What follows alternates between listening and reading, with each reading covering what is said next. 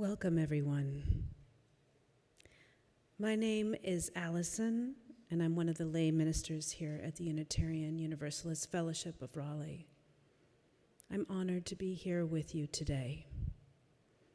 To ensure that we maintain an atmosphere of quiet, respectful contemplation as we share our gratitude for the gift of Jill's life, would you take a moment, please, at this time to confirm that you have already silenced your cell phone? Thank you.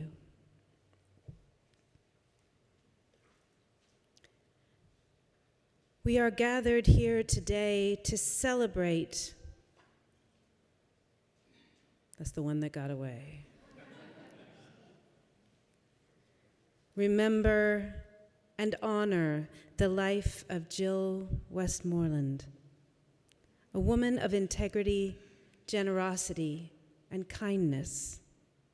She was many things to all of us gathered here today: a creative spirit, a brilliant and insightful thinker, a woman of rare courage, a loving wife, mother, and friend. In all of these diverse roles, she was a person of grace, of compassion and caring, an individual who dedicated her life to removing barriers, to creating beauty and harmony all around her, to serving others by building community, and to uplifting other women as a staunch feminist with excellent taste in vintage clothes. In Jill, we celebrate the very definition of a life well lived. We give thanks for the gift of her time among us and for the many ways she touched those around her and changed us for the better. As a community, we come together to remember all the many ways that she touched our hearts and minds and spirits. We gather to share our love and appreciation for her, to grieve together at her passing, and to acknowledge that the memory of her generous and compassionate nature will continue to live on in all of our hearts. To begin our service this afternoon, I'd like to light our chalice and then share a reading by the Unitarian Universalist minister, the Reverend Greg Ward.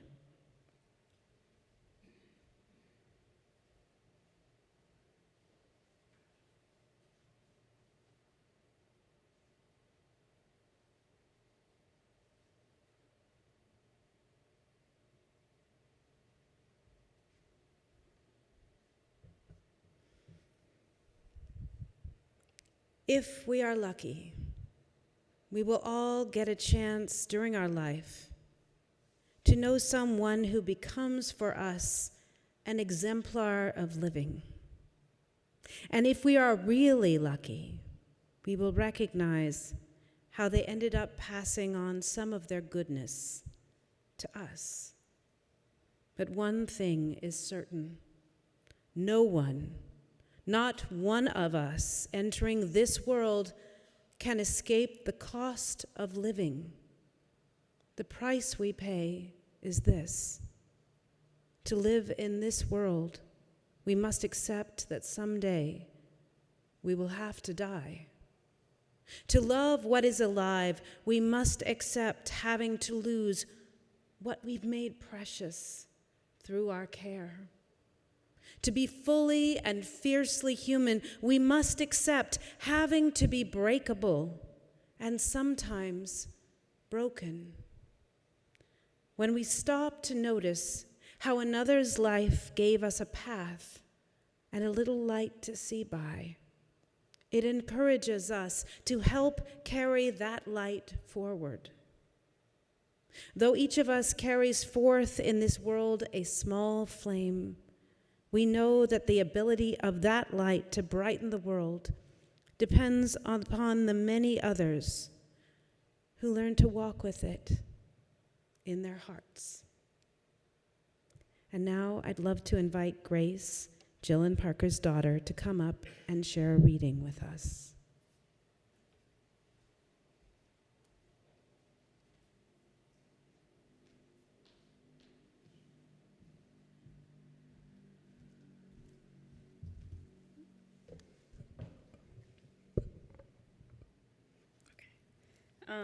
I wanted to choose a poem from this book, Where the Sidewalk Ends. We used to read it a lot. And I picked the one of the same name.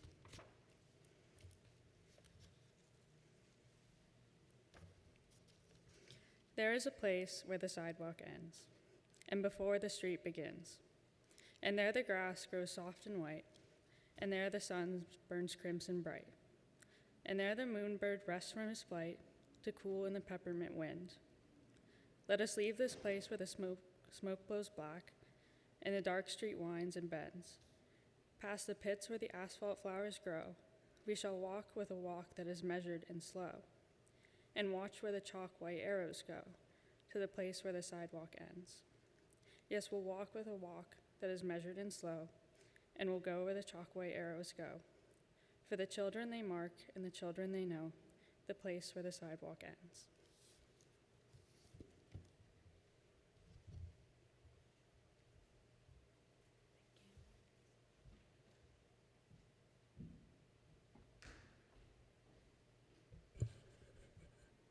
And now we'll have a musical interlude.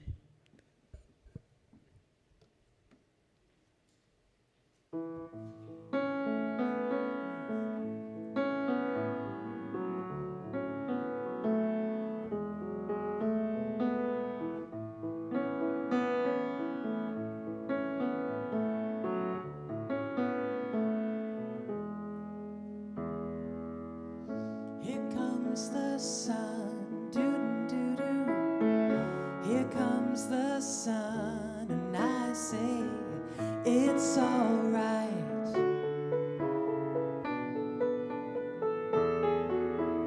Little darling, it's been a long, cold, lonely winter.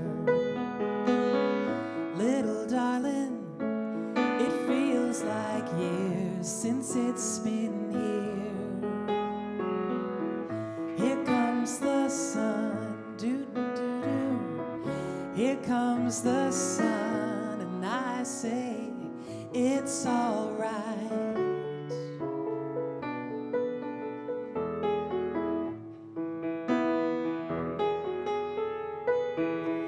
Little darling, the smiles returning to their faces. Little darling, it seems like years since it's been here. Here comes the sun. Here comes the sun, and I say it's all right.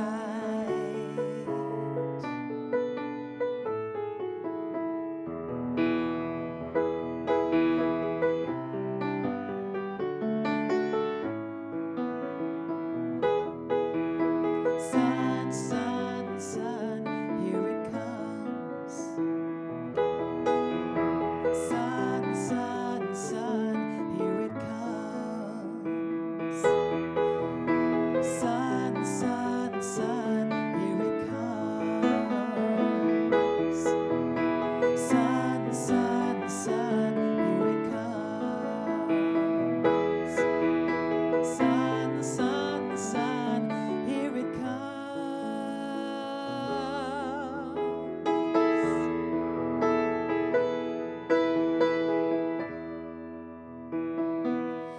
Little darling, I feel that ice slowly melting. Little darling, it seems like years since it's been clear. Here comes the sun, doo-doo-doo. Here comes the sun, and I say it's all right. Here comes the sun, doo-doo-doo. Here comes the sun. It's all right. It's all right.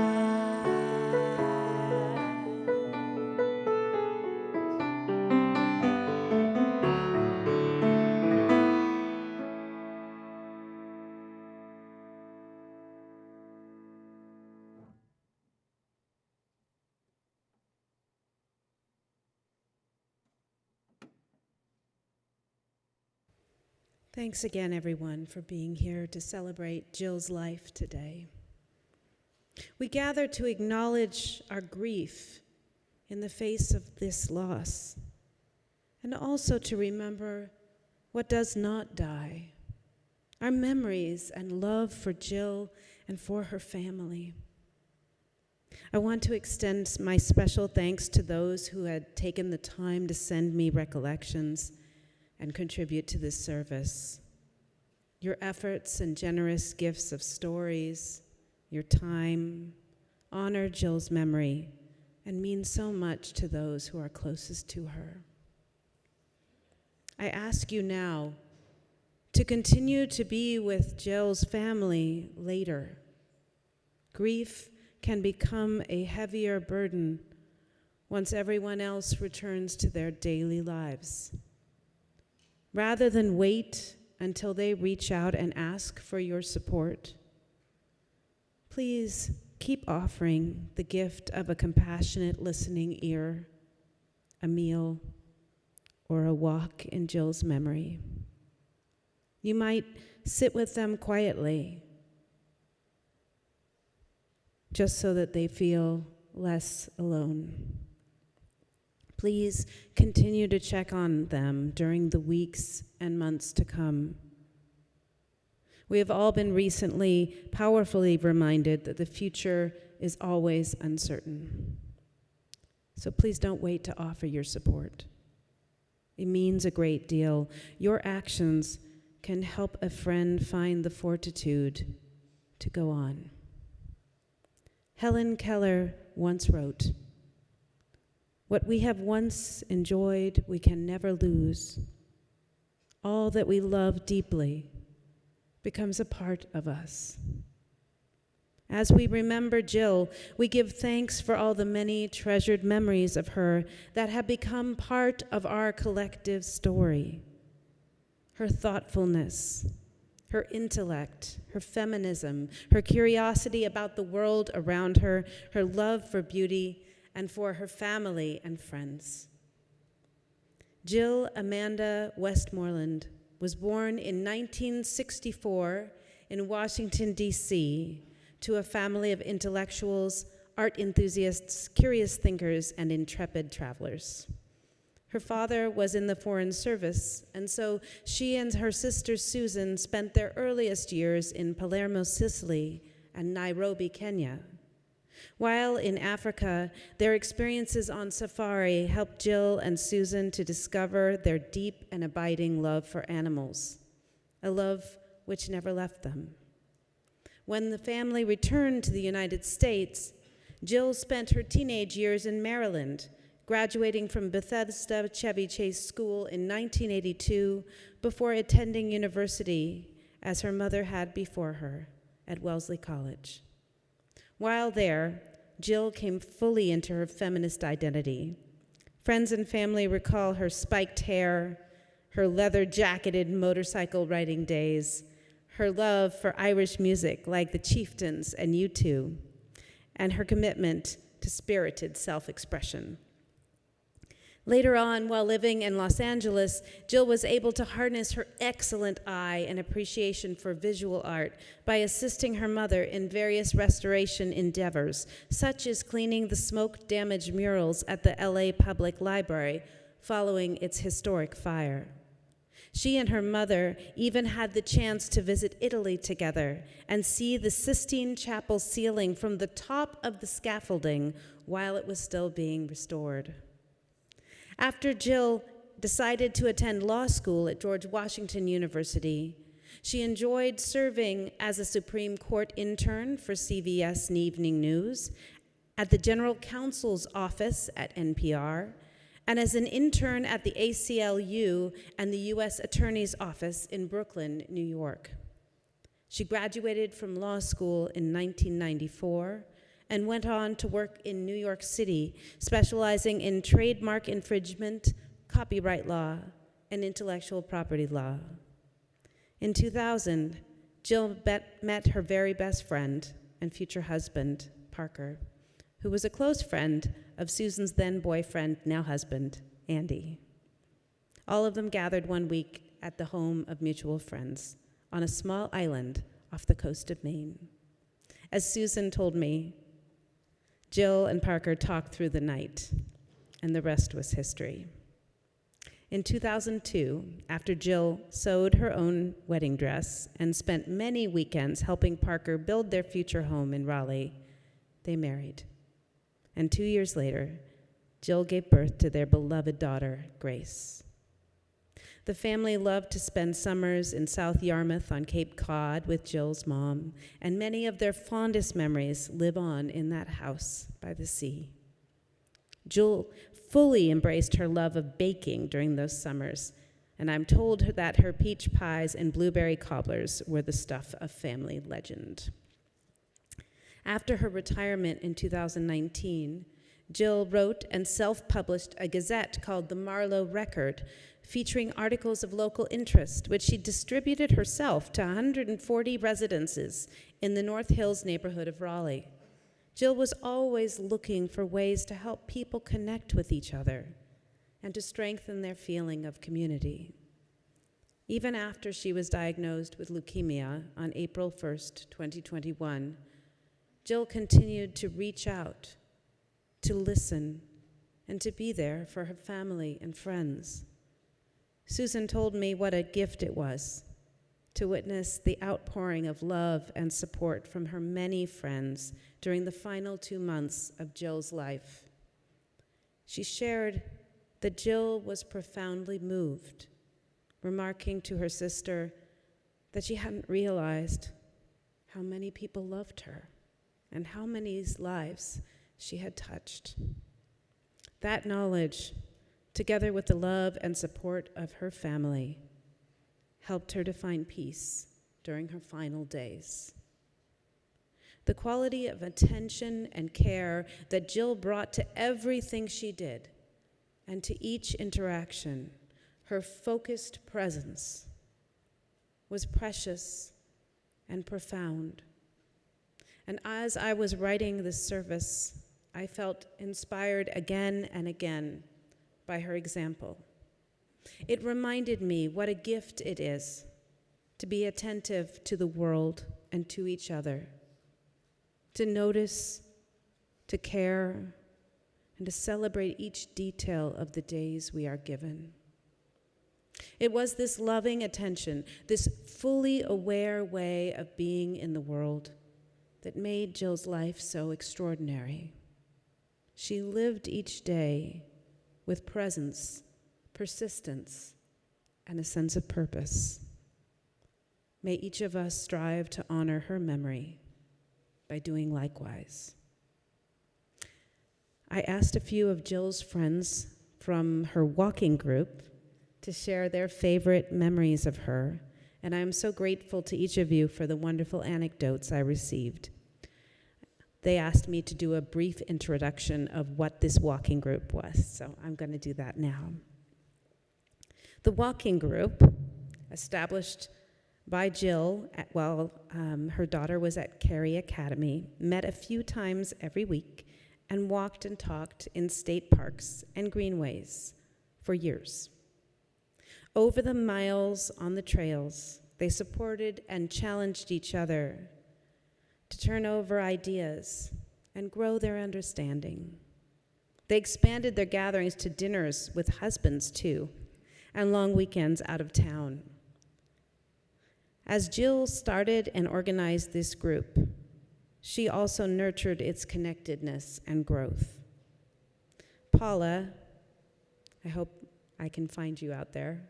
Are you there? Hi, Paula. Thank you so much for sending me all that information. Paula, one of Jill's friends from her walking group, wrote that Jill was a strong and curious person who loved gathering friends to enjoy life and explore ideas together.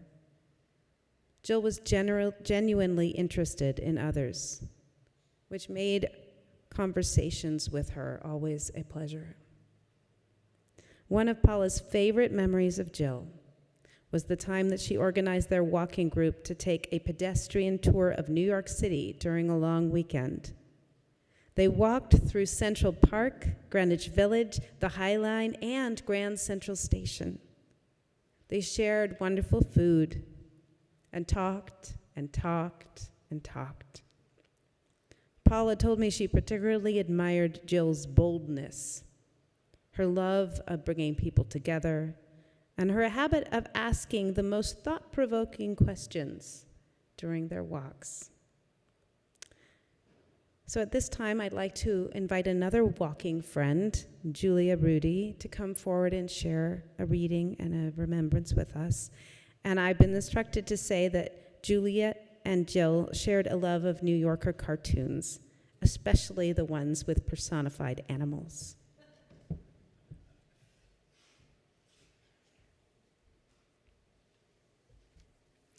Thank you so much, and I just want to say how honored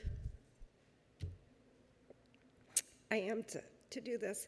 I thought I might not cry, but I'm going to share with you. Susan asked me to share a letter I wrote to Jill before she passed away, and sadly, Jill didn't get a chance to read it. But I told Susan and her family I'd be honored to read it, so I apologize for my emotions, but here I go. I'll try my best. Dear Jill, the last few weeks I have been reflecting on you and what I have learned from you. The impact that you've had on me has been profound. Jill, your ability to converse with people and ask meaningful questions with such ease has always amazed me. I've always thought of you as the Terry Gross fresh air of our group because you brought out the best conversations. We truly had deeper relationships within our group because of you.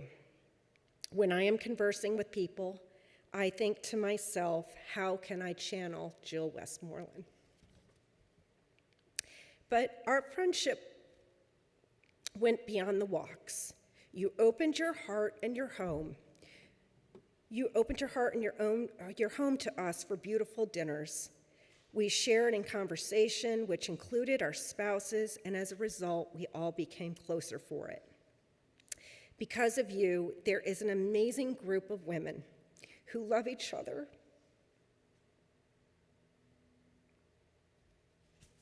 and care for one another. You were our leader and our organizer. Thank you. And while we no longer walk like we used to, the friendships are just as deep and as strong. Jill, your legacy will live on through the people you know. And I believe that our souls carry on in the people we leave behind. Your impact will stay with me forever, and I know I'm not alone in this sentiment. And then I just signed it. So just a little bit of how precious she was to everybody she knew. Thank you.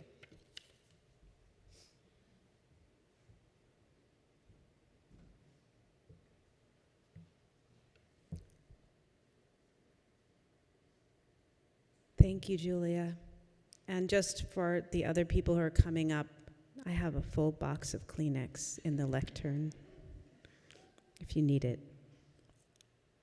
Our next reading and remembrance will be shared by another Jill's walking group friends, Marcy Ryan. And Marcy and Jill loved to go on long walks together and supported and challenged each other to grow into the best, most confident versions of themselves.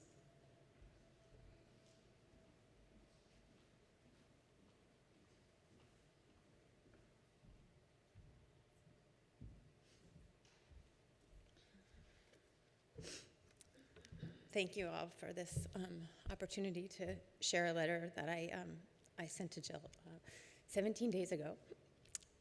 Her sister, Susan, was able to read it to her.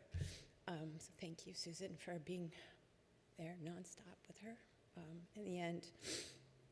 So, dear Jill, yours is an eternal, beautiful soul. I am so lucky to have been touched by your inquisitive mind, your warm friendship, your kind eyes, and your love. You have forever impacted so many around you. Thank you for your selfless love and your kindness. With all the unknowns ahead, I do know that you live on in all of those who have had the privilege of spending any time with you. Whenever I walk in nature, I carry you with me. Our long conversations changed me, and I'll always hold those long walks in my heart. I will think of you as the seasons change, as the peonies bloom, and the bluebirds build more nests. Our souls will find each other again. Love you guys.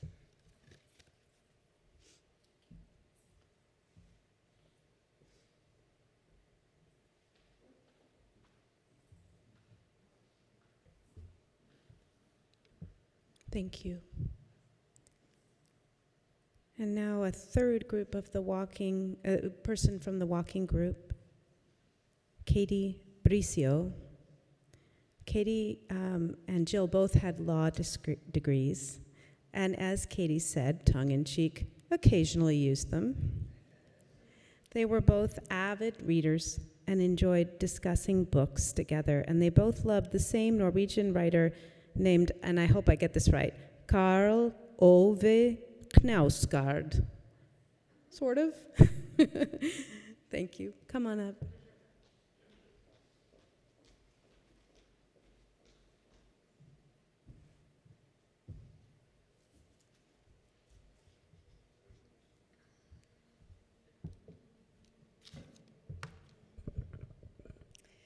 You guys might be sick of hearing about this walking group already. In 2018, Jill served on Carey Academy's Health and Wellness Committee, and Jill gave her time and talent to that committee, and in her wisdom, she thought it would be great to provide an opportunity for Carey Academy parents to get together, few times a week, and take a walk together at Umstead Park. Totally simple idea, right? It was a brilliant idea. It was brilliant because in Jill's wisdom, she knew that, sure, it's healthy to get together and get some exercise. Sure, it's healthy to get some fresh air and sunshine. It's also healthy for parents to get together and form a community by entering into relationship with one another. It was a brilliant idea, and Jill was right. Jill was right. We did form community with one another. We formed bonds with one another. We shared deeply with one another, and that community still exists today. We have Jill to thank for that community, yes, because she started it, but also for something else that a lot of people have already touched on. Jill had an utterly unique ability to bring people together. She did that through her generosity, and she did it through her strength and vulnerability. I put strength and vulnerability together because Jill modeled for me, like no one else ever has, that to be vulnerable is a show of strength. So, what are these abstractions we keep talking about? What did she actually do to help us form this community? To answer that question, I have to make an observation first. Those of you in the room who are women, or if you've ever been lucky enough to see women get together and chat with one another, you know that we're really good at talking to each other. On a superficial level, we can talk all day long, pretty much about three things. We talk about our kids, we complain about stuff, and we validate one another. We can do that for a long, long time. Jill wanted to do that, but she wanted to go deeper. She wasn't just interested in that superficial level of conversation. She broke the mold. She absolutely broke the mold. So let me tell you what I'm talking about. We'd be out there walking at Umstead Park. The gravel is crunching beneath our feet. And we're talking about something like maybe the science curriculum at Carey Academy. And see, with that topic, we're doing two things. We're talking about our kids, and we're complaining about something. So we'd be talking about something like that. Jill comes up, and she wants to know, what's the most meaningful book you've ever read and why? She wants to know, what are your earliest memories from childhood and who's in them? One time she asked us each to recount our childbirth stories from when we gave birth to our children. And I'll tell you what, at first it might have been a little bit unsettling. It was unexpected. By the time we got back to the parking lot at Umstead Park, we had shared deeply with one another. We had built bonds with one another, and that's how we formed our community. Jill asked so many questions. She asked us about our dreams and aspirations. She asked us about our losses and our regrets. One time she asked, what are the 3 most important things you carry in your handbag? You never knew what to expect, but we came to rely on her. We came to rely on her for building those bonds. And then there was this pandemic. You remember that? Remember the loneliness and isolation associated with that pandemic? Not for our walking group. We continued walking. We continued sharing. We heard about Parker disinfecting the groceries. Don't worry, all of our husbands were doing the exact same thing. So we were lucky. We were lucky to have known Jill. And I know all of us in this room feel very lucky to have known Jill. So, with our hearts and minds as one, I'm going to make some requests of you all. In my faith tradition, when we feel something deeply, we say it together and we say it out loud. Don't worry, I'm going to tell you exactly what I'm going to invite you to say. 2 words, and those words are, we will. If you feel strongly about these requests I'm going to make of you, I would invite you to respond with, we will. I'm going to make some observations about Jill and then make some requests of you. Jill was a feminist, unabashedly a feminist. In honor of Jill's robust commitment to feminine ideology, will you commit to treating everyone you meet with dignity and respect? We will. Jill loved learning. Remembering Jill's love of learning, will you look for and welcome opportunities in your own life to learn new things? We will. Jill loved fiction and art.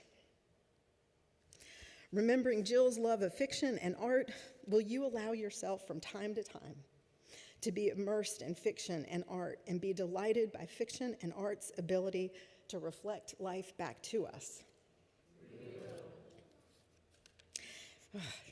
Jill was brave. Remembering Jill's abundant bravery, will you try to meet your life's challenges with the courage and strength that come from our relationships with others? Jill was a friend. Remembering Jill's dedication to her friends, will you strive to build bonds with friends old and new by being vulnerable and sharing deeply? Jill was a daughter and a sister. Remembering Jill's love for Susan and Roz, will you all join with me in making sure they know how extremely proud she was? She was so proud to be Roz's daughter and Susan's sister. Jill was a wife. Remembering how deeply Jill loved Parker and that her love flowed to the things that he loved, Tate and Caitlin, will you join with me in making sure Parker knows how much Jill loved being loved by him? And finally, Jill was a mom. We don't want to get ahead of ourselves there.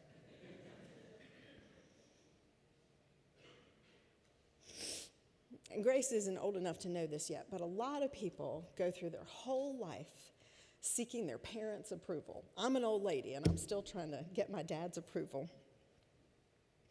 Grace, my dear, you don't have to worry about that. Your mom loved everything about you. She was blown away by you. Remembering how profoundly Jill loved Grace, will you all join with me in making sure that Grace knows that the bond between Grace and Jill can never be broken? We will. Thank you.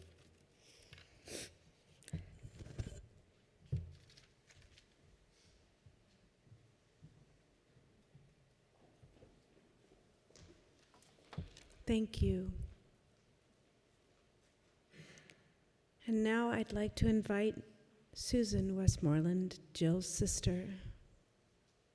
Oh, before that, we have one more song. So I'm so sorry. We have to get the U2 song in. Oh, yes. Very important.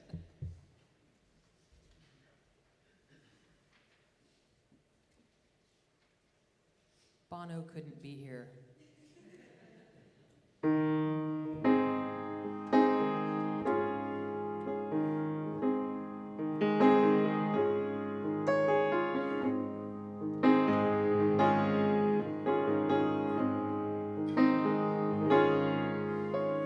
Waited patiently for the Lord.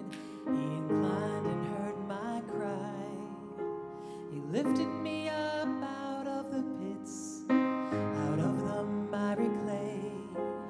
I will sing, sing a new song. I will sing, sing a new song.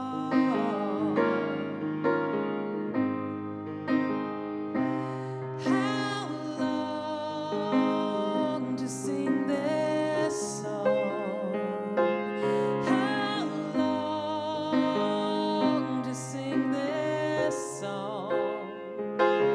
How long to sing this song? How long?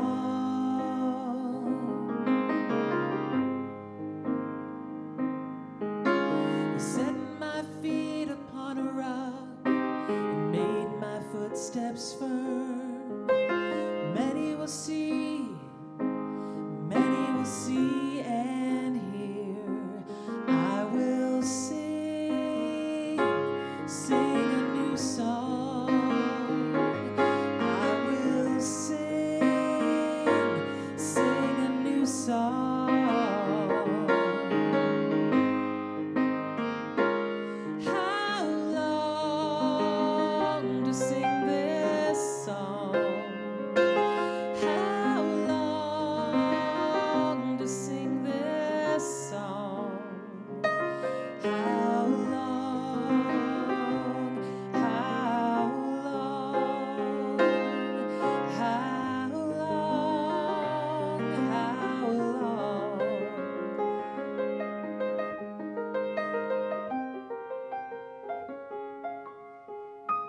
How long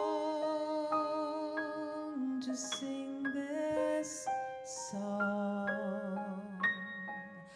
How long to sing this song? How long?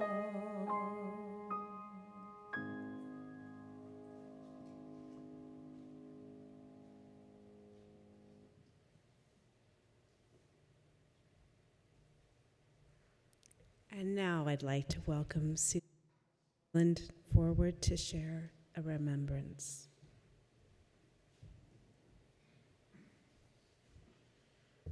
Hi, everybody. On behalf of our families, I want to thank all of you for being here with us today to remember Jill. First, Grace, I would like to tell you some of the things about your mom and me when we were young. because I remember it all. I remember making drip sand castles together at Fenwick Island, climbing trees to the very top, racing along trails in Rock Creek Park, running barefoot through neighborhood yards catching fireflies, playing endless hours of Clue and Monopoly. She always won. French braiding each other's hair, making papier-mâché masks for Halloween and trick-or-treating with Uncle David and Linda. I remember riding bikes along Beach Drive, reading all the Tolkien books, dressing up in Mom's old clothes in the costume box, flying kites in March, and summers at Camp Rimrock. We really had fun, and we laughed a lot, and we played a lot. I cherish these memories of us as young girls. You've already heard, Jill grew up to be the bolder, artsier one of us. She just wasn't afraid of what people thought. While I got a slow start, starting my first 2 years of college, Jill was thriving at Wellesley College outside of Boston. So I transferred there to be with her. I loved it when we both lived in Boston for a few years after we graduated, and it still makes me sad that those were the only years that Jill and I lived in the same city, except for summers in LA with our mom and on the Cape with our mom. Jill lived with her college friends in Somerville after she graduated. She got a cat, Winston, also AKA Bert, who she would take across the country to LA, and then DC for law school, then to New York City. Jill loved Bert and all her subsequent cats. She's always had at least one cat in her life. Jill's style evolved, as you've heard, from her biker black leather look in Boston to her beautiful, unique 1950s and 60s vintage designer dresses in Hollywood and LA, and then to her New York chic, classic chic look. I hope it makes Jill smile today seeing Grace and Caitlin wearing 2 of her vintage dresses, which she apparently moved with her every time she moved. Jill influenced me in so many ways. She introduced me to her passion of feminist writers like Alice Walker and Toni Morrison and Maya Angelou and so many others. She was the first fan of Xena Warrior Princess and Buffy the Vampire Slayer, for those of you who remember those stars. She introduced me to musicians like 10,000 Maniacs and Natalie Merchant and Alison Krauss. And I loved it when Jill invited me to go with her to see Alison Krauss and her bluegrass band in a small, dark venue in New York before she was a big deal. We loved it. During these first several years after college, Jill didn't jump right away into a career path, but instead tried several different types of jobs. She took her time. She took chances and moved around and started to travel. She went on several trips with friends or on her own to Yosemite and Joshua Tree, and then she traveled to Ireland several times. Once we traveled together and had a great time, and I'm so glad that she asked me to go with her. After law school, Jill moved to New York, which she loved, and lived there for 8 years. She went to operas and museums, had dinner parties, made new friends, started at a law firm that she would continue to work at for over 15 years. I really wish I had spent more time with her when she was in New York. When I moved back to Boston, I reconnected to our friend Erica, who's here, which led to my meeting my husband, Andy. And one weekend, as you have heard, Andy brought his college friend, Parker, to Erica's house in Woodland, Maine. And the same weekend, Jill and I came up for a visit. Parker and Jill instantly connected and spent the whole night talking. After Jill met Parker and moved to Raleigh, she kept working at the New York law firm remotely before that was a thing. Parker recalls that Jill would fly to New York for the week, returned to Raleigh to continue sewing her wedding dress in the mornings, and then put on a tool belt and help him put up shingles on the house that they were building. She was the ultimate New York lawyer, seamstress, and badass nail gun toting carpenter. It took some time, but like with her college and New York friends, Jill persisted and succeeded in pulling together a close group of friends who you've already heard from today. And their remembrances of her just fill my heart with love. In addition, Jill and Parker and Grace found and moved to a neighborhood that they really loved, wonderful neighborhood. Many of the neighbors are here as well. And Grace was set up in a school that she liked, and Caitlin and Tate were in college close by and came to visit regularly. It makes me very happy that all of our kids, as they've gotten older, have become very close. Grace, Sarah, and Max share countless wonderful memories of all of us up in Cape Cod House during the summer, celebrating both Jill's and Mom's birthdays, enjoying Grace's delicious homemade cakes. She is an exquisite baker like her mom. And it was Jill who really embraced, and Parker, who really embraced our mom's house in Cape Cod as a second home for all of us. Thank you, Mom. And now our kids have their own summer memories of Jill's pies and 4th of July sparklers, driving the whaler boat, and swimming off the dock in Bass River. In her final weeks, Jill showed me what courage is by staying focused on the daily joys she still had, like spending time at home with family and her cats, and even Lucy, her dog, problematic dog.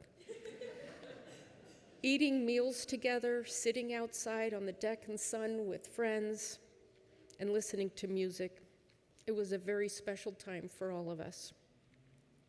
One memorable evening, Grace tried on all of Jill's vintage dresses and gave us a fashion show, while Jill told us the stories of where she'd gotten each one, whether it was at the Rose Bowl swap meet or at a vintage store in New York.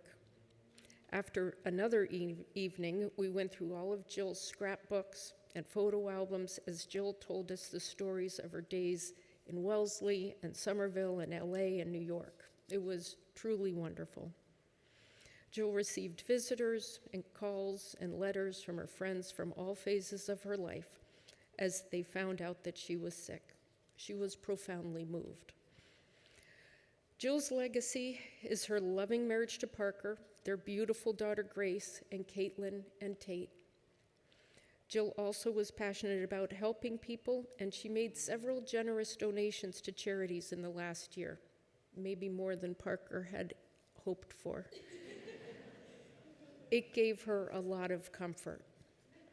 And her legacy to me is that she was an amazing sister, leading by example, how to compose a life of hard work and style, artistry and beauty and honesty without fearing how people will react. She helped me in so many ways, comforted me when I hit difficult times, calmed me when life and work were stressful, guided me with reason and compassion, shared with me the joys and accomplishments of our kids. I love you, Jill, and I will miss you very much. To Grace, you have grown into an amazing young woman, and your mom was so immensely proud of you. Not only because you're intelligent and disciplined and bold, like her, but also because you are a beautiful, kind person. You really are very much like your mom. We will surround you and Tate and Caitlin and Parker with love and retell Jill's stories, of which there are many, and we will cherish Jill's memories together for the rest of our lives. To Parker, Jill's life changed when she met you. She waited for you, Parker. And you have been an incredibly loving, devoted life partner. Together, you and Jill created a wonderful, rich, fulfilling life together with Grace, Caitlin, and Tate. Over the last 4 years, I have witnessed the most amazing acts of devotion and loving care that you provided, Jill, and I will be forever grateful to you. As my final words, all of our lives are enriched by the presence of friends and family. Thank you to our cousins, Tim, Jason, and Uncle Randy, for being with us today. And to our friends who have joined us in person and online, thank you for being with us. And to Jill's friends from all stages of her life, high school, college, LA, law school, New York friends, and her Raleigh friends, you meant the world to her and helped her through the most difficult and challenging parts of her life. So to honor Jill, please leave today with these additional missions. When it's quiet and you are somewhere you love, think of Jill. When you need courage and hope, think of Jill. When you have a friend who needs you to listen, think of Jill. When you are wondering whether to go bold, think of Jill. And when your partner gives you their full attention and love, think of Jill. And when your kids kick ass, or your friends' kids kick ass, think of Jill. No matter where I go, I will take Jill with me, and her story will go on in me and everyone who treasures her memory. Jill, we will love you and miss you every single day of our lives.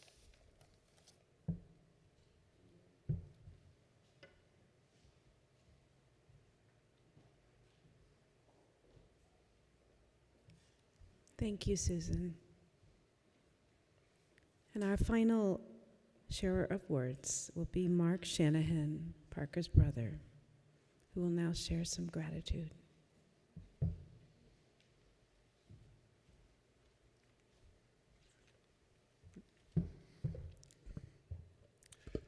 Hello. For those of you who don't know me, I'm Parker's brother, Mark. On behalf of the family, I would like to say a few words of appreciation. First, we'd like to thank the staff and congregation of the Unitarian Universalist Fellowship of Raleigh for welcoming us. Thank you to Allison Hurwitz and Angela and Frank Bingham for bringing light, love, and music to this occasion. And to Paula and the walking group friends. Thank you for also providing refreshments.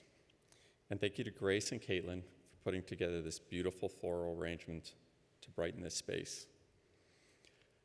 We're grateful for all of you who are with us here today, in person and online. Your love and presence give us comfort, strength, and peace. Thank you to the nurses, doctors, and the care staff at UNC Chapel Hill. Your devotion to Jill's care and comfort was often the only thing that kept Jill and Parker moving forward. We're also grateful to the people who have given blood and platelets in the past and who plan to donate in the future. It is never too late. These transfusions prolonged Jill's life for 2.5 years after her leukemia recurrence. Thank you to Jill and Parker's friends. You showed up time and again with love, hope, and humor when we needed it most. Thank you to Roz and Susan, together giving all you had to help Jill and Parker, Grace, Caitlin, and Tate. Finally, thank you to my brother Parker. Your love and devotion kept Jill alive for 4 years.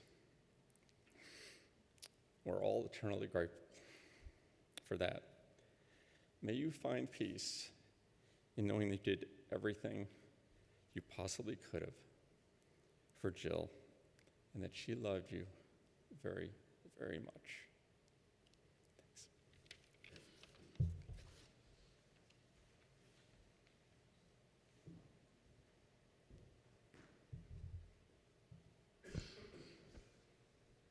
Thank you.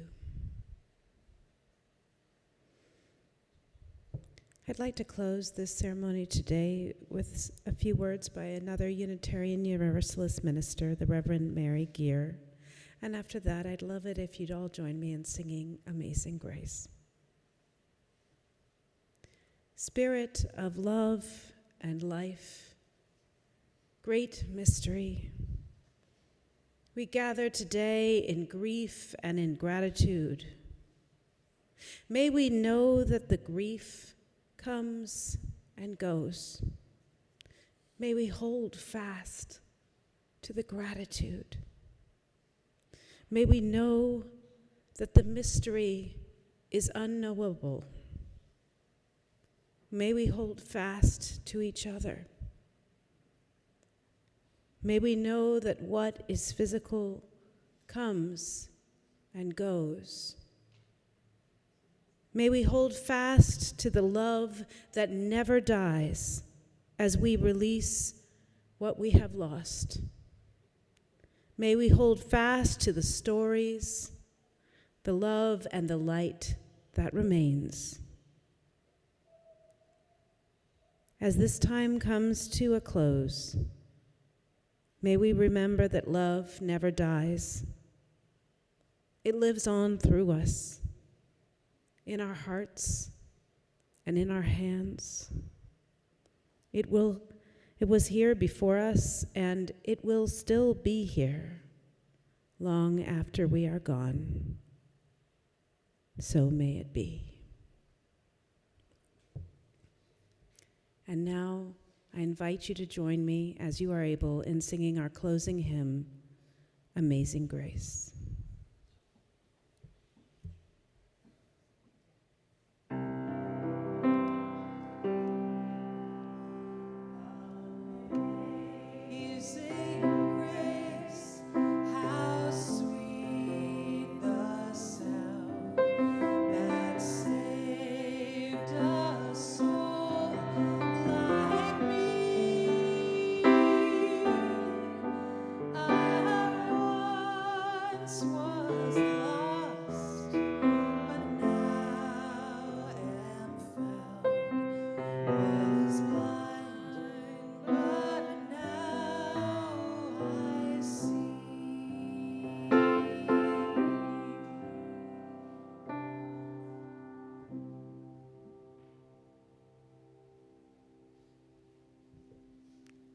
Thank you for being here today. Please take a few minutes to let the family exit before you. Your presence here has been a gift to all of us. Thanks for coming.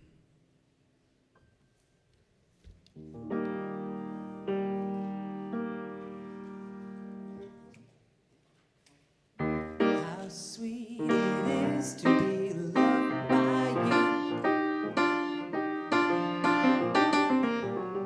How sweet it is to be loved by you. I needed the shelter of someone's arms. There you were. I needed somebody who would share my ups and downs. There you were. With sweet love and devotion, always touching my emotions. I wanna stop and thank you, baby. I just wanna stop and thank you, baby. How sweet it is to be loved by you, like a ray of sunshine. How sweet it is to be loved by you.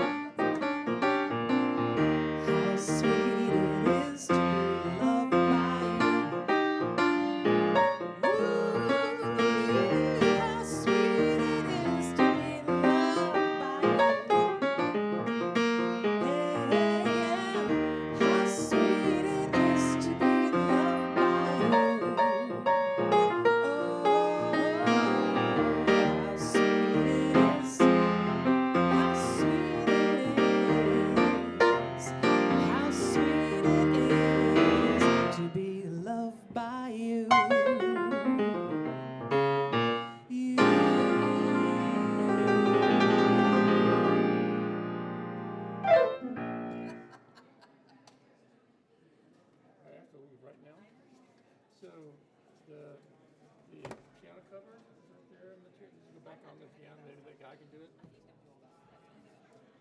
Okay, I forgot to use it.